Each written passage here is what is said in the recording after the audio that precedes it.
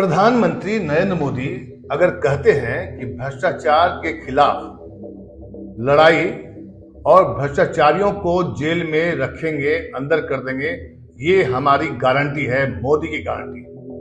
और उसके ठीक 3 दिन बाद जिस पर वो आरोप लगाते हैं, जिस पार्टी पर आरोप लगाते हैं, उसी पार्टी का नेता अगर उनके साथ आ जाता है, सरकार बना लेता है और नरेंद्र मोदी जी बीजेपी पार्टी उनको उप मुख्यमंत्री बना देती है, तो आप इसे क्या कहेंगे? ये कौन सी गारंटी है? ये कौन सी गारंटी है? ये कौन सा लोकतंत्र है? चुनाव जीते जाते हैं, न कि आप तोड़ कर सरकार बनाइएगा। दरअसल ये पूरा मामला महाराष्ट्र में कल देखने को मिला है।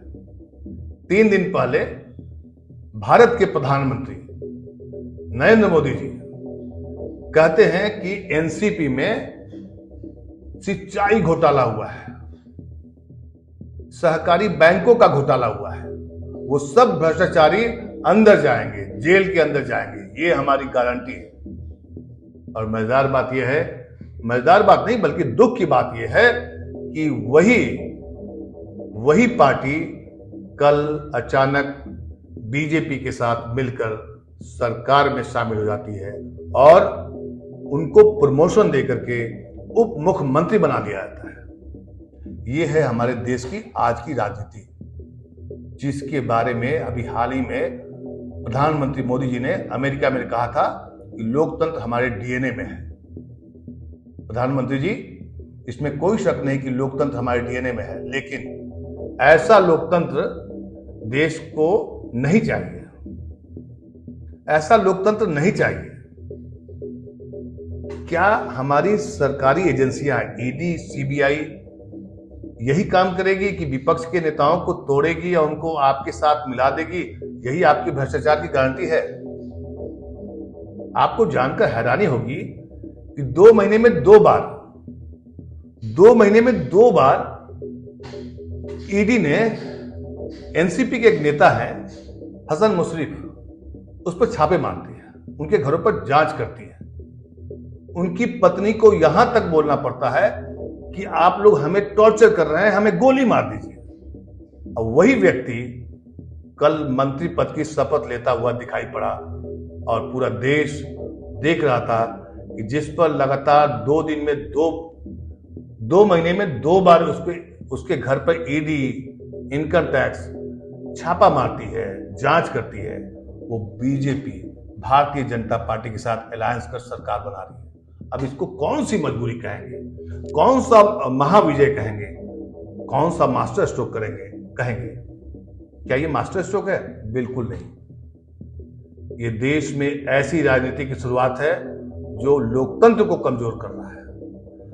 भले ही आज मीडिया इस पर जश्न मना रहा है कि प्रधानमंत्री मोदी के मास्टर स्ट्रोक या अमित शाह के चाणक्य नीति ने महाराष्ट्र के 2 क्षेत्रीय दलों को खत्म कर दिया।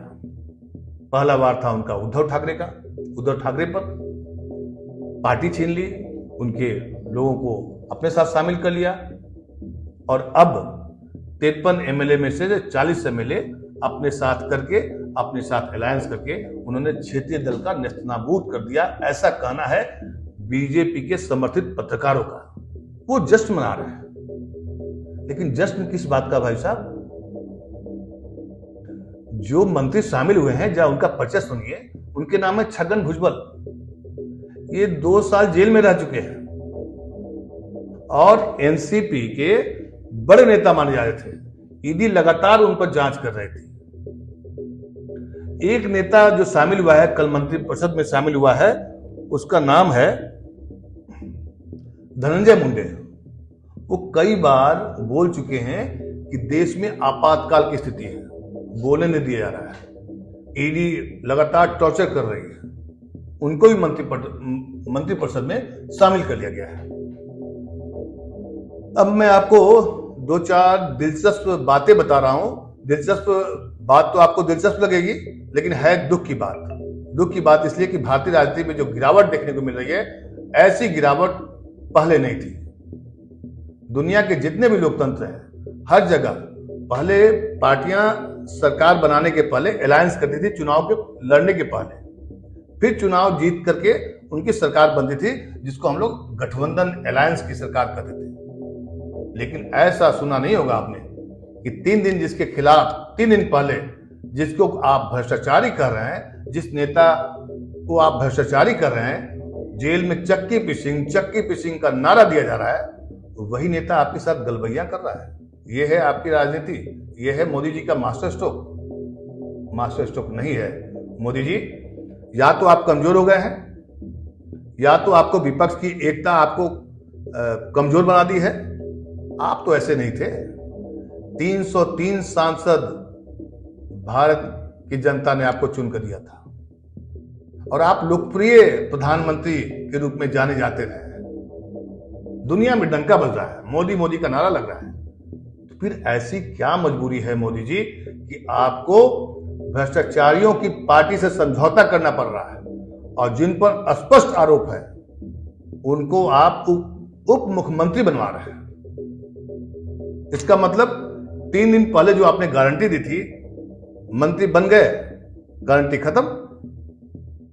क्या यही है राजनीति? आइए मैं आपको कुछ फैक्ट्स बता रहा हूं कि महाराष्ट्र की राजनीति में जो हुआ है, हुआ क्या है।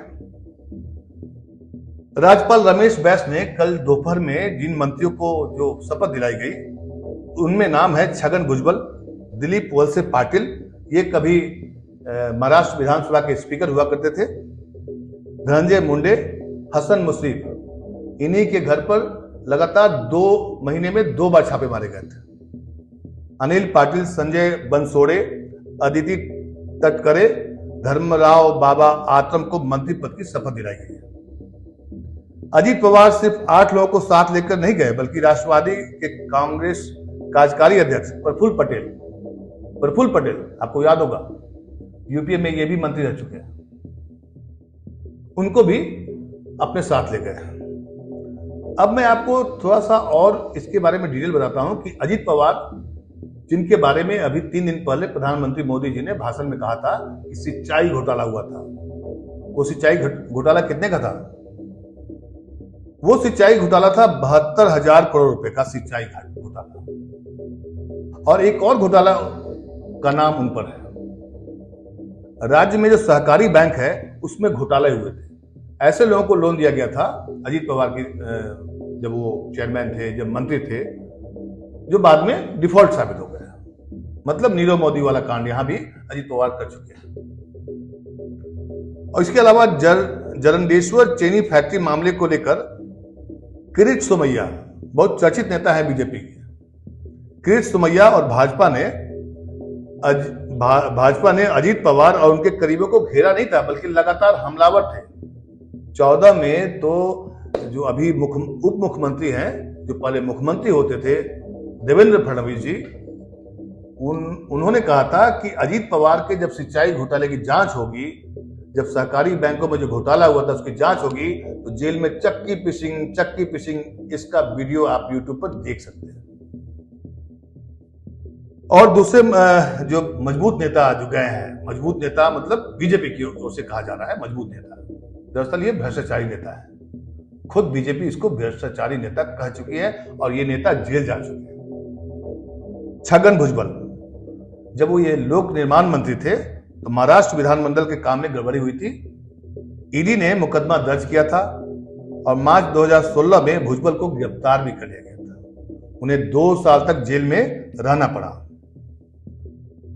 जो बड़े नेता हैं प्रफुल्ल पटेल, उनके परिवार पर मुंबई के वर्ली में एक विवादास्पद जो जमीन थी, उसके लेन देन के संबंध में बहुत बड़ा आरोप लगा था और इस संपत्ति पर ईडी ने शिकंजा कस लिया था। आपको याद होगा गैंगस्टर इकबाल मिर्ची और उसके परिवार से यह जगह लेने और उन्हें बड़ी रकम देने का मामला है। मतलब गैंगस्टर से भी नाता रहा है प्रफुल्ल पटेल।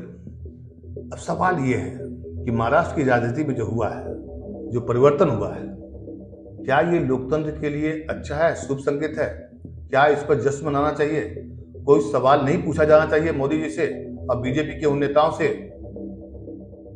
कि आपने किस आधार पर, आखिर क्या मजबूरी थी कि आप भ्रष्टाचारी, जिसको आप खुद बता रहे हैं, उन्हीं को आप अपने मंत्रिमंडल में शामिल कर रहे हैं? ये कौन से दौर की राजनीति का लोकतंत्र है मोदी जी? क्या विपक्ष को खत्म करके ही आप लोकतंत्र का इकबाल करना चाहते हैं?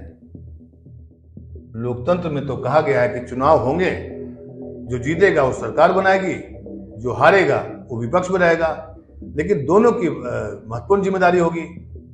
सरकार अगर गलत काम करेगी तो विपक्ष उसको आवाज देगा, जनता के हकों के लिए बोलेगा। आप तो सारा तंत्र खत्म कर चुके हैं, कर रहे हैं, क्योंकि कथनी और करनी में अब सब कुछ दिखाई देने लगा है मोदी जी। महाराष्ट्र की राजनीति भले ही राजनीतिज्ञों के लिए एक सबब है, लोग सोचेंगे अब शरद पवार क्या करेंगे, सवाल उसका नहीं है। मेरा सवाल सिर्फ मोदी जी से है कि मोदी जी, आप जो कर रहे हैं अच्छा नहीं कर रहे हैं, देश हित में नहीं है। पार्टी हित में तो हो सकता है, लेकिन देश हित में नहीं है। राजनीति में गंदगी को साफ करने आप आए थे और आपका डंका बजता है। ऐसी क्या मजबूरी हो गई है कि आप भोपाल में बोलते हैं कि भ्रष्टाचारियों के खिलाफ मेरी गारंटी है, सारे भ्रष्टाचारी इकट्ठे हो गए, तो क्या आप अपनी सरकारी agency ED, CBI, income tax, इनको लगा रखा है कि जाइए उनके घर पर छापा मारिए, उनको तोड़िए और मेरी पार्टी में शामिल करा दीजिए, ताकि मैं उनको उप मुख्यमंत्री बना करके लोकतंत्र का झंडा फहराऊंगा? हो तो यही रहा है, बिल्कुल हो रहा है। ट्विटर पर या सोशल मीडिया पर अगर आप वीडियो देखेंगे, आप मीम्स देखेंगे, तो उसमें यह भी कहा जाने लगा है कि ईडी और सीबीआई ने जितने नेताओं को जेल के अंदर नहीं किया है, उससे ज्यादा तो उसने बीजेपी में ट्रांसफर कर दिया है। मतलब उनके दबाव से बहुत सारे नेता बीजेपी की झोली में आगे लग गए। मतलब आपकी पार्टी में आ जाएंगे तो भ्रष्टाचार खत्म। 70,000 का जो घोटाला किया था अजीत पवार जी ने, उसका क्या होगा? उसका क्या होगा? राष्ट्रीय मीडिया तो चुप है, वो तो जश्न मना रहा है। बड़े बड़े पत्रकार लिख रहे हैं कि मोदी जी ने, बीजेपी ने 2 क्षेत्रीय दलों को मास्टर स्ट्रोक के जरिए खत्म कर दिया है। ये अच्छा नहीं है, लोकतंत्र के लिए बिल्कुल अच्छा नहीं है। मैं तो सिर्फ लोकतंत्र की अवधारणा पर बात कर रहा हूं और मोदी जी के उन भाषणों को याद दिला रहा हूं जो अभी 3 दिन पहले उन्होंने कहा था कि जितने विपक्ष के नेता हैं सब भ्रष्टाचारी हैं। तो एनसीपी के जो नेता हैं वो क्या है मोदी जी? जवाब दीजिए। जवाब तो आपसे कोई मांगेगा नहीं, मीडिया तो आपके चरणों में लेटा हुआ है, कौन पूछेगा आपसे? लेकिन मैं पूछूंगा आपसे, आप जवाब दीजिए चाहे ना दीजिए, लेकिन कम से कम ये तो बताइए कि देश में क्या चल रहा है, कौन है भ्रष्टाचारी, कौन है शिष्टाचारी? क्या सिर्फ आपके पार्टी में आ जाने से और उसको उप मुख्यमंत्री बना देने से वो शिष्टाचारी हो जाएंगे, सारे दाग धुल जाएंगे? बिल्कुल नहीं। मोदी जी सोचिएगा जो।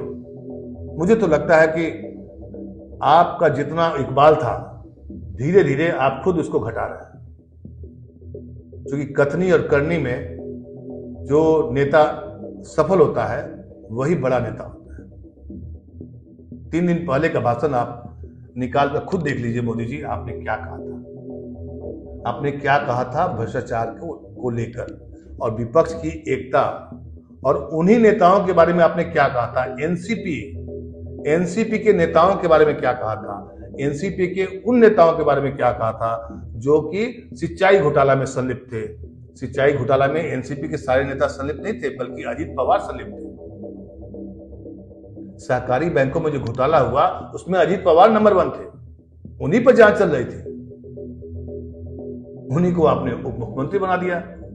जाहिर सी बात है, सत्ता में सब कुछ संभव है, अभी पावर है तो सब कुछ संभव है, लेकिन जो गलत है वो गलत है और लोकतंत्र में गलत का कोई स्थान नहीं है। समय आने पर सबको सबक सिखाएगी जनता। आपको क्या लगता है, मेरा दर्शकों से मेरा सीधा सवाल है कि एनसीपी के जिस भ्रष्टाचारी नेता को 3 दिन पहले प्रधानमंत्री नरेंद्र मोदी ने कहा था कि ये भ्रष्टाचारी हैं और इन भ्रष्टाचारियों को जेल में रखने के लिए मेरी गारंटी है, और वही भ्रष्टाचारी नेता आज मोदी जी के पार्टी के साथ मिलकर उप मुख्यमंत्री बन गए हैं, ऐसे में आपकी क्या राय है? क्या मोदी जी झूठ बोल रहे हैं? क्या मोदी जी खौफ में है? क्या मोदी जी का जलवा कम हो रहा है? क्या मोदी जी को विपक्ष से खतरा महसूस हो रहा है? क्या लग रहा है आपको? आप अपनी राय हमें कमेंट करके फीडबैक जरूर दें। नमस्कार।